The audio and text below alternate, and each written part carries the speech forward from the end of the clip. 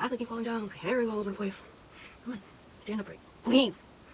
Okay, hey guys, what's up? Thanks for coming back. So, we talked about the DSM, and then we talked about Bethlehem. So now we are going to start talking about treatment of mental disorders.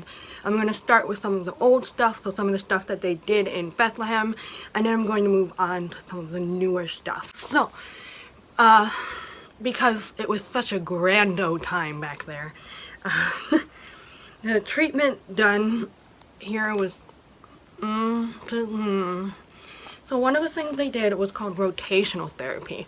So what they would do is they would strap a patient in a chair that was hanging from the ceiling, and then they would have someone spinning that chair to basically induce vertigo, and somehow that would solve all of their problems. So they would be spinning, and this would induce vertigo, nausea, vomiting, and then just flat out people would pass out.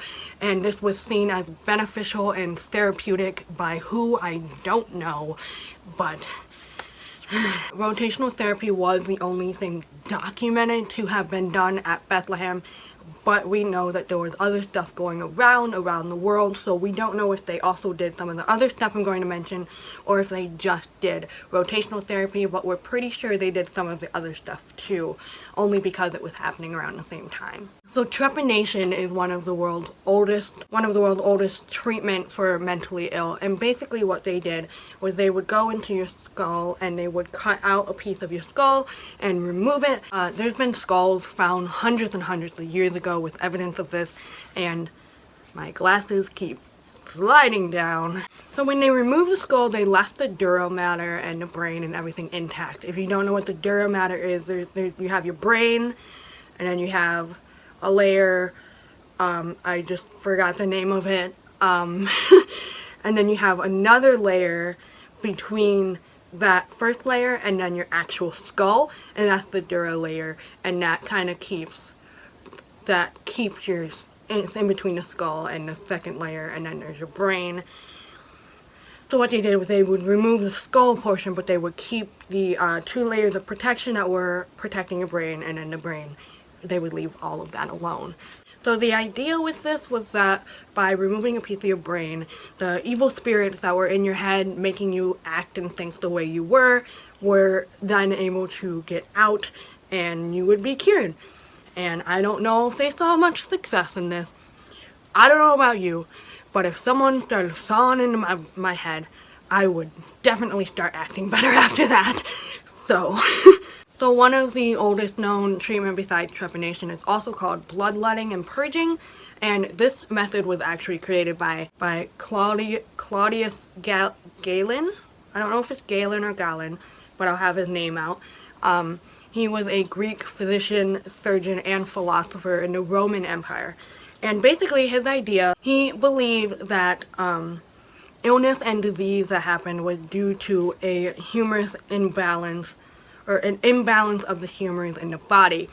And so there were 4 categories of humoruses.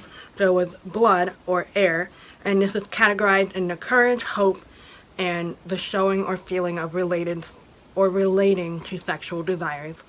Yellow bile, which is fire, and categorized by short tempers and ambitions. Black bile, or earth, is categorizing introspective and sentiment. Phlegm and water is categorized as calmness and being unemotional.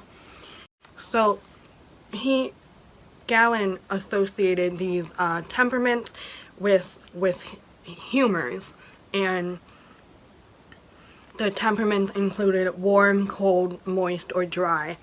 And this process was created around 2000 BC, so it is the oldest known documentation of personality theories.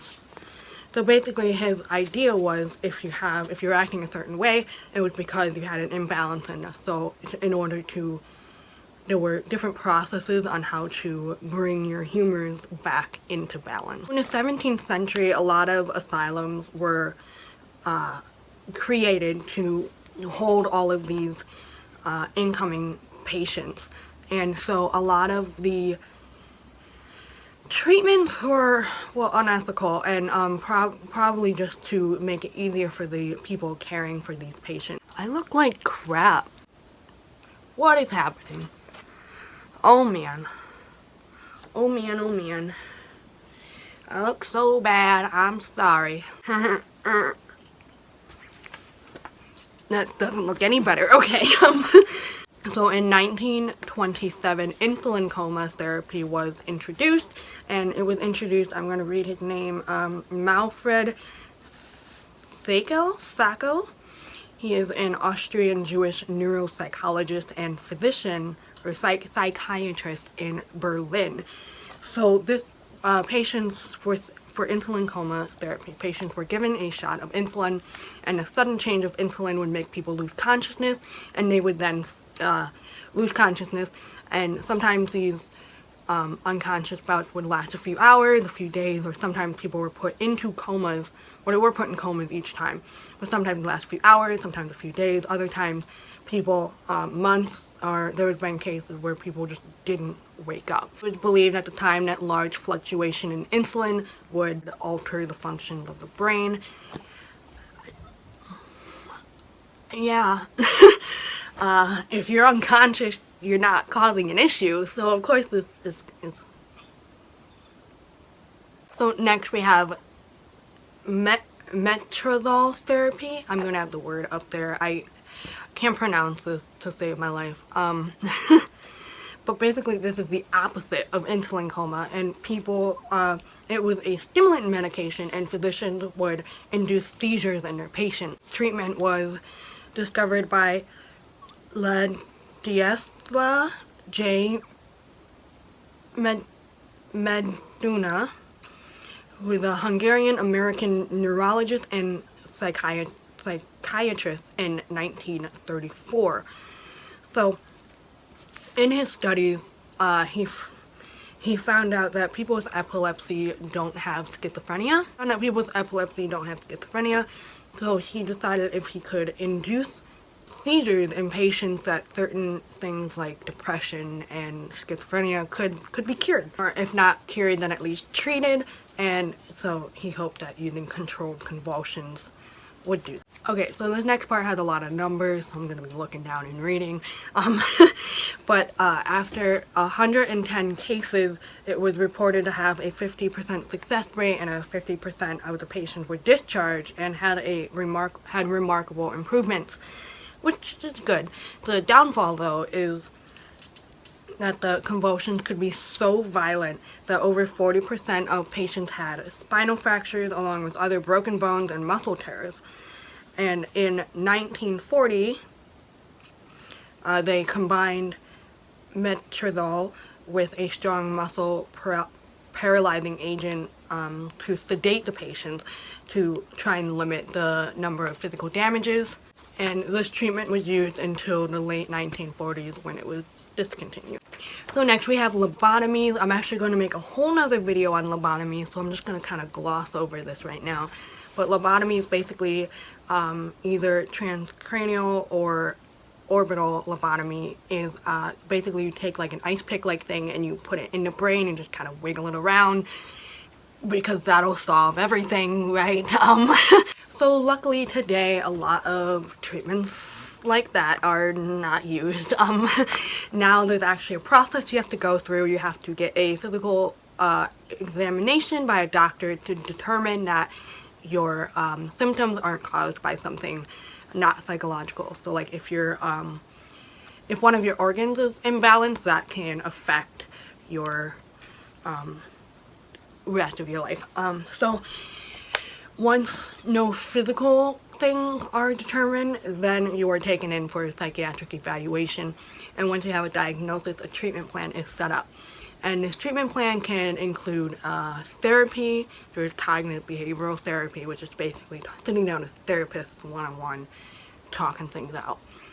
And then there's also medication, and then there's lifestyle changes that you can make to help. So based on what you are diagnosed with, that helps set a plan of treatment.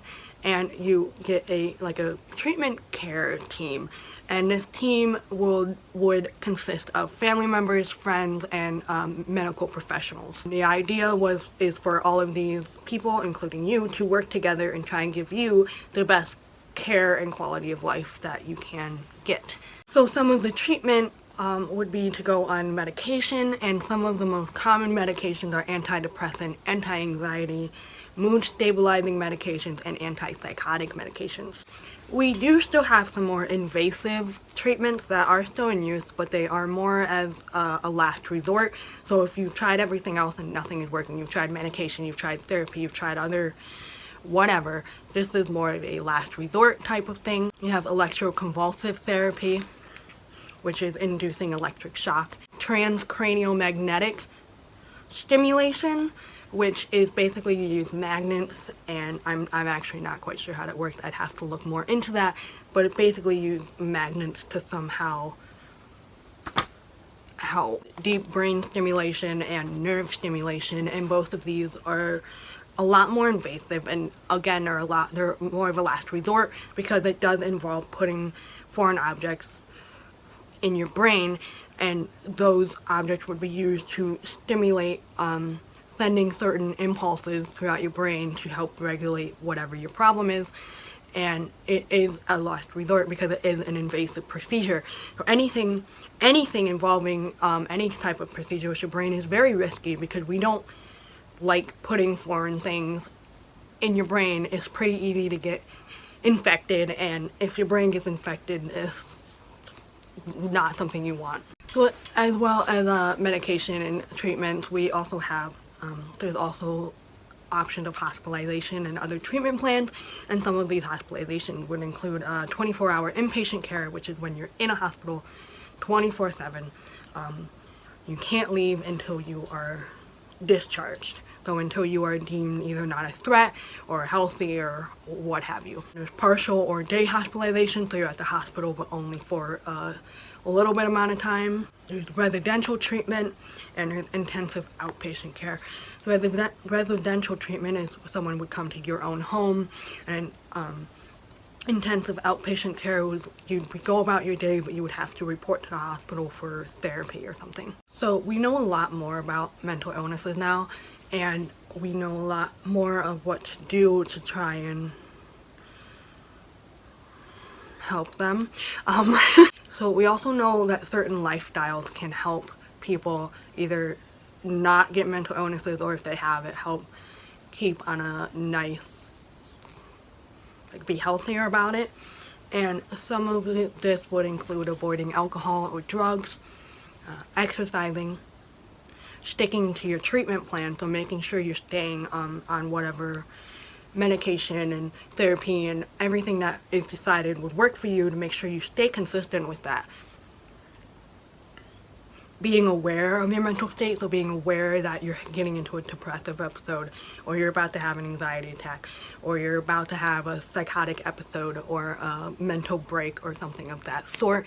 Being aware, and then being aware of how to cope with them in a healthy way, and how to get to like a safe spot where you can manage to cope with what's happening. Staying connected to people is also a big thing, as well as joining a support group to know that you're like not alone and you can reach out, and then staying connected to people, because humans are social creatures, so even introverts every once in a while need some stimulation from another human being. The treatment has come a long way, and I'm very happy to be in a time where our treatment is where it's at now, instead of rotational therapy. Yikes. So I hope you liked this video. If you did, give it a thumbs up. I like those. Comment below any other video you'd like to see from me, or if I missed anything, or if I got anything wrong. Please comment them below so others can be aware. And then if I do plan on doing other videos on specific disorders, so if there's one you'd like to see quicker than like first, then please comment those below so I can put that in the front of my list. So thank you so much for watching, and I hope you have a lovely day.